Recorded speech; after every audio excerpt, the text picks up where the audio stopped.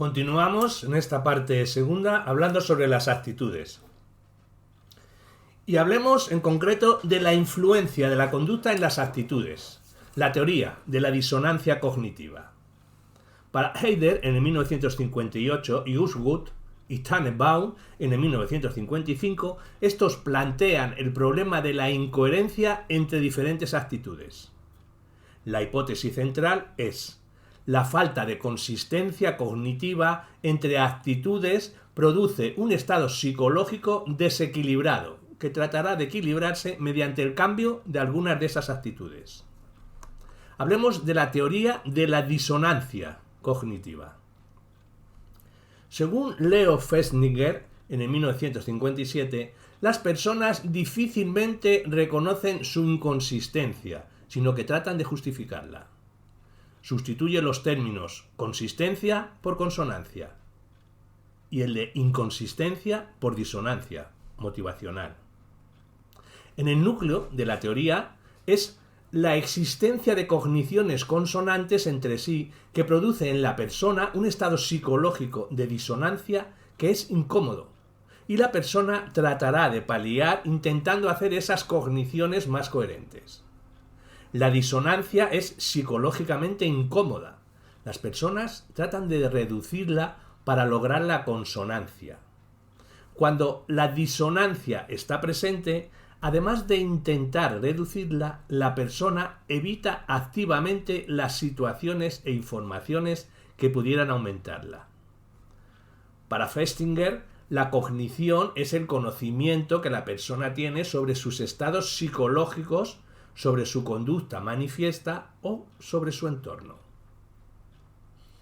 Entre dos elementos de conocimiento que forman parte del sistema de las actitudes de una persona pueden existir tres tipos de relaciones.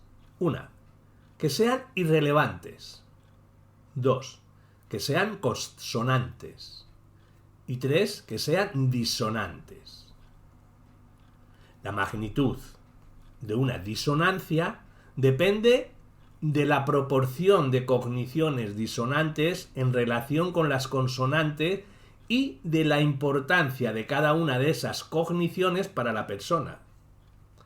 En cuanto a las estrategias para disminuir una disonancia, se pueden añadir nuevos elementos consonantes con la conducta realizada, aumentar la importancia de los elementos consonantes, y por último, restar importancia a los elementos disonantes. Los paradigmas usados en los casos en que aparece la disonancia serían: después de tomar una decisión, paradigma de la libre elección; después de actuar en contra de las creencias y actitudes, paradigma de la complacencia inducida; después de exponerse a información inconsistente con las creencias, paradigma de la desconfirmación de creencia; y después de realizar conductas que requieren esfuerzo, paradigma de la justificación del esfuerzo. Hablemos del paradigma de la libre elección. Una vez que se ha elegido una opción entre dos posibles, permanecen en nuestra mente los aspectos positivos de la opción descartada y los aspectos negativos de la opción elegida. Todas esas creencias que aún persisten son disonantes con la conducta realizada. Después de una conducta de elección, la magnitud de la disonancia aumenta dependiendo de lo importante que sea la decisión, del grado de similitud entre las alternativas posibles y del atractivo de la alternativa rechazada. Hay varias maneras de reducir esta disonancia. Entre ellas podemos destacar: restar importancia a la decisión tomada. Considerar que el resultado final habría sido el mismo. Y cambiar el atractivo de ambas alternativas. O sea, aumentar la proporción de elementos consonantes con la decisión tomada.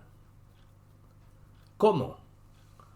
aumentando la importancia de los elementos consonantes con la elección y disminuyendo la importancia de los relativos a la opción rechazada. También, no teniendo en cuenta algunos de los elementos negativos de la opción escogida o algunos de los elementos positivos de la opción rechazada. Y también aumentando el número de elementos positivos de la opción escogida. Hablemos del paradigma de la complacencia inducida.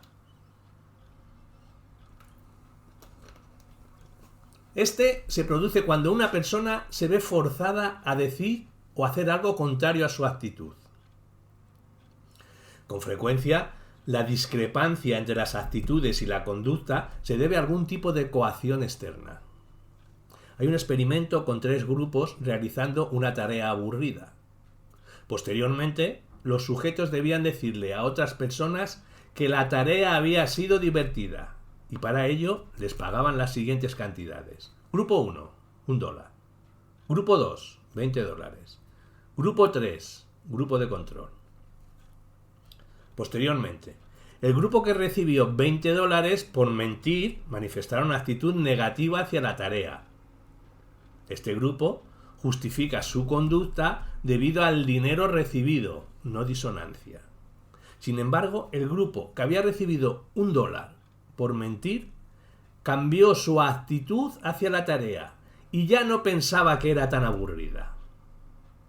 De esta manera, se autojustificaban al haber recibido una cantidad tan pequeña por mentir, evitando la disonancia. Cuando en vez de recompensas se imparten castigos después de realizar una conducta, también funciona un mecanismo de racionalización, de forma que cuanto mayor sea el castigo que sigue a una conducta, menor será el cambio de actitud. La explicación es que si se cambia la conducta porque existe la amenaza de castigo, la nueva conducta se puede justificar por dicha amenaza, pero la actitud sigue siendo la misma. Hablemos del paradigma de la desconfirmación de creencias. Cuando una persona recibe información que es incompatible con sus creencias, esa nueva información puede generar nuevas cogniciones que sean incongruentes con las ya existentes, y esto produciría disonancia.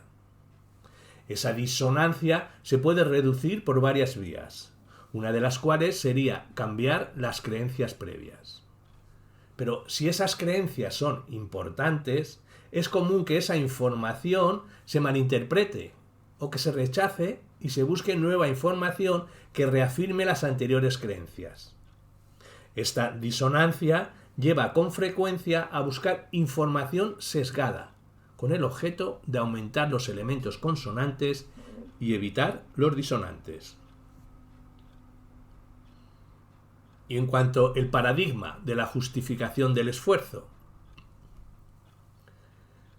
siempre que se emprende cualquier actividad que supone un esfuerzo desagradable, aunque para lograr algo deseado, se produce una disonancia.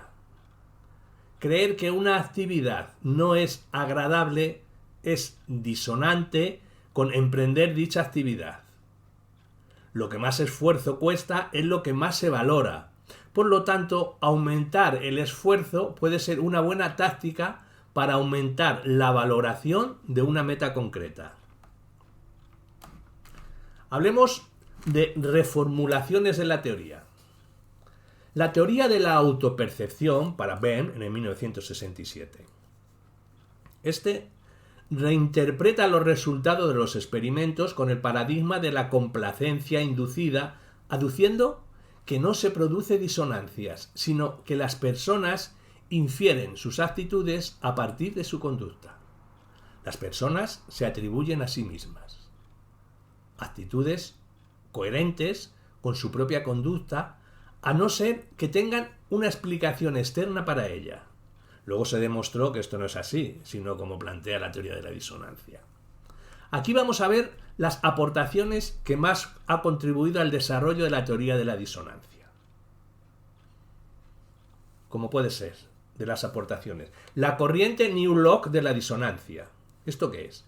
Lo novedoso de esta teoría fue que aportó dos conclusiones que deberían cumplirse para que se experimentara disonancia. Una, que la persona crea que su conducta ha originado consecuencias negativas. Y dos, que la persona crea que es responsable de su conducta.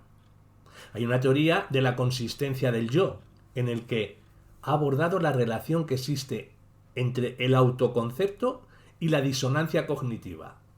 Y se produce una disonancia cuando la persona realiza un comportamiento que no es coherente con la imagen que tiene de sí misma. Cuando percibimos que actuamos de manera hipócrita, experimentamos disonancia. Hablemos de disonancia cognitiva a través de las culturas. La disonancia existe porque la cultura define lo que es consonante y lo que no lo es. Los asiáticos orientales muestran menos incomodidad cuando sus cogniciones entran en conflicto con las acciones que han llevado a cabo. Los japoneses poseen un autoconcepto interdependiente, es decir, en él desempeñan un papel fundamental sus relaciones con el grupo. Por lo tanto, no sienten su propia imagen tan amenazada por la disonancia al tomar una decisión personal que solo les afecta a ellos, como les puede suceder a los norteamericanos, que son más independientes. El hecho de que las personas nos sintamos incómodas cuando mantenemos simultáneamente creencias contradictorias forma parte de la naturaleza humana, sea cual sea la cultura. Por lo tanto, es la cultura lo que determina qué situaciones activarán disonancia y cuáles no. ¿Qué ventajas le puede aportar al ser humano experimentar disonancia? El modelo de la disonancia cognitiva basado en la acción explica la disonancia como un aviso de que existe una interferencia entre el pensamiento y la acción, y que por lo tanto no somos capaces de controlar nuestra conducta dirigida a una determinada meta. Por todo ello, decimos que la disonancia tiene un carácter adaptativo. Hablemos de mujeres maltratadas por sus parejas. El cambio hacia la sumisión. Las razones que explican que la mujer no busque ayuda pueden ser afectivas, dependencia emocional de la pareja, económicas o sociales. Sin embargo, la mayor parte de las veces son razones psicológicas. Una vez que se ha tomado la decisión de compartir la vida con una persona, se aumentará la importancia de las creencias que sustentan la relación y se minimizará cualquier temor a que fracase. Poco a poco, la víctima se ve envuelta en una dinámica a través de la cual minimiza su problema sin que tome conciencia de la gravedad del mismo. Cuando se desencadena la violencia, la mujer se culpa por no haberla evitado. Y por último, hablemos de la aplicación de las teorías. La teoría de la acción razonada y teoría de la acción planificada son útiles para implantar y o fomentar conductas deseables. La teoría de la disonancia cognitiva es una influencia del comportamiento realizado sobre la actitud. La necesidad de coherencia puede ser usada para implantar conductas deseables, aunque la elección de la persona debe ser claramente libre.